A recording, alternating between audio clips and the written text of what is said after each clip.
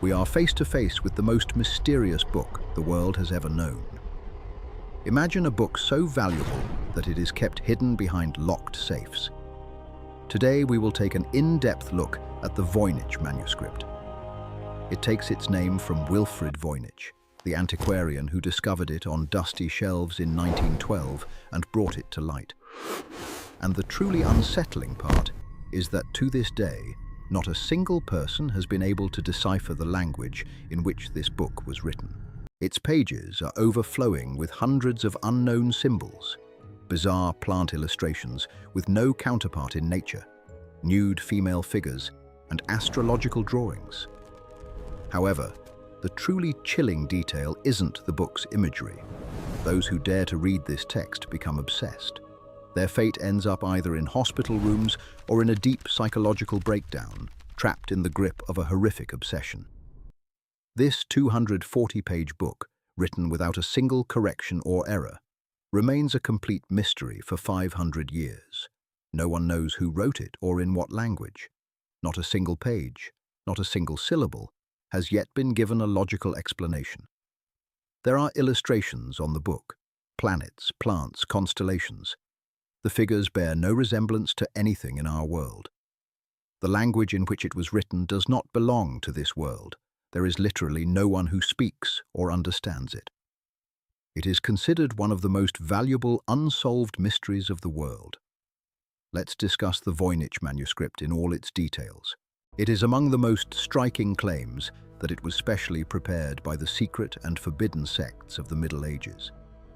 Perhaps they had developed a much more advanced version of the multi-alphabet encryption methods still used today. Countless cryptographers, linguists, and philologists have been working on deciphering the Voynich manuscript for over a century, yet no significant progress has been made. This work has baffled even the 20th century's finest cryptographers. It was handed over to a team that served in the US Army during the most critical times of World War I, a team considered among the best cryptographers in human history, capable of breaking enemy codes in an average of 20 minutes. Yet the team was unable to decipher even a single sentence and eventually had to give up. This situation makes the book even more mysterious. The research of Ahmet Arditz, whom we will discuss later, may just be the key to solving this mystery. We'll see.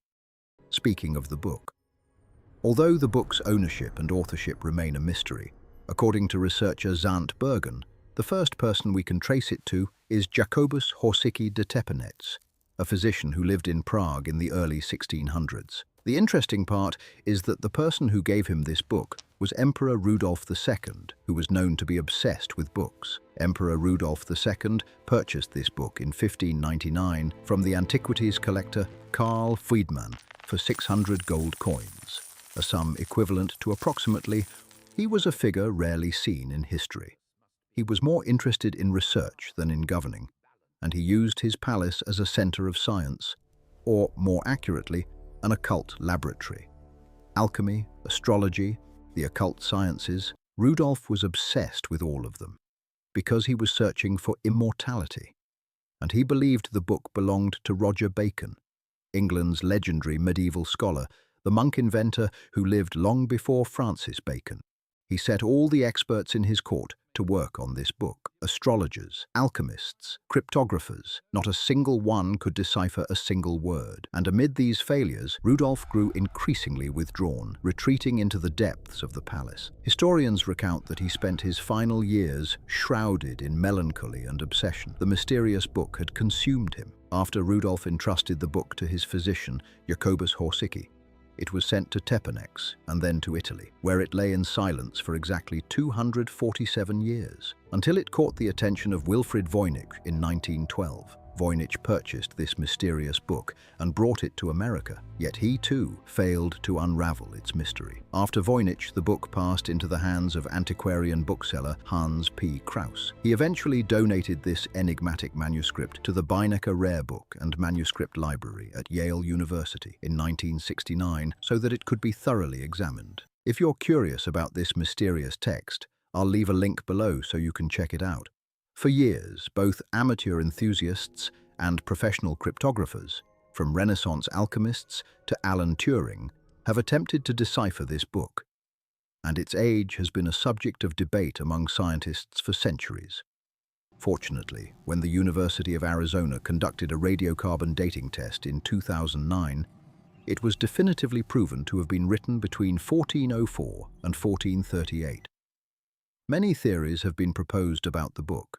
The fact that the information contained within was written during a dark period like the 15th century strengthens the possibility that it was written by someone who needed to encrypt it.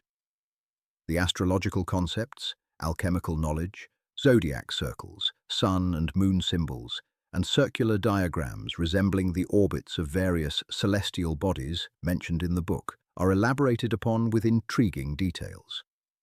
Considering the period in which it was written, it is believed that a scholar who did not want his head to be cut off presented this information in a coded form.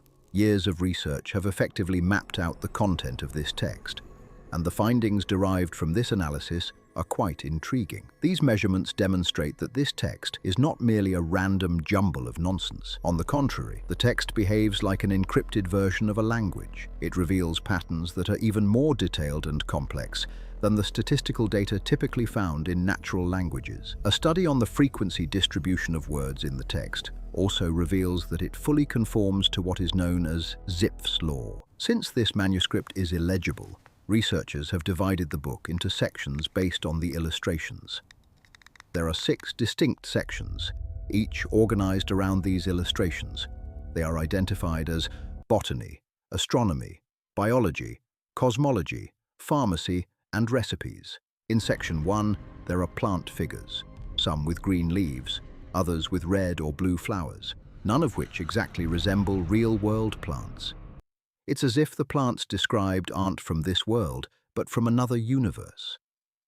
Although there are plant illustrations spanning approximately 113 separate pages, the intriguing aspect is that none of these 113 botanical illustrations have been identified. Not even this image, which for years was accepted as a detailed drawing of the sunflower native to the American continent. After carbon dating revealed that the drawings were created exactly 50 years before Columbus set foot on the American shores, researchers could not believe how this was possible. The second section of the book is devoted to drawings of astronomical and astrological subjects. It features zodiac charts, circles, suns, moons, and illustrations of the symbols for zodiac signs such as Pisces, Taurus, and Sagittarius. Next to each zodiac symbol, there are interesting scenes depicted in a calendar-like arrangement, adorned with female figures. Sometimes we see women holding a flower, and other times a star. It is truly astonishing to see a detailed depiction here of the Milky Way galaxy, a representation so accurate that it could have been photographed as recently as the 21st century. We've arrived at the biology section. Here, human figures, usually nude and generally believed to be female, are depicted. Many of these women are portrayed with swollen abdomens, as if they were pregnant. The nude figures are depicted in a complex manner, interconnected within fluid-filled tubes, pools, or pipe systems. Some of the fluids are green or blue in color.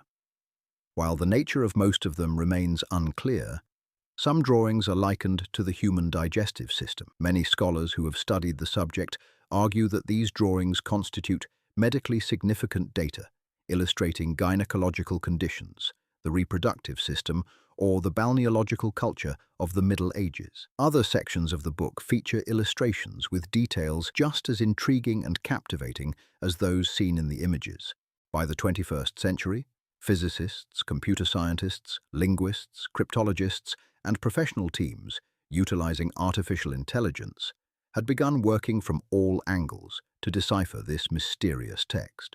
In 2018, Canadian researchers applied the most advanced language models to the Voynich text, and the machine revealed a high degree of similarity to Hebrew. However, this result was later refuted by analysts.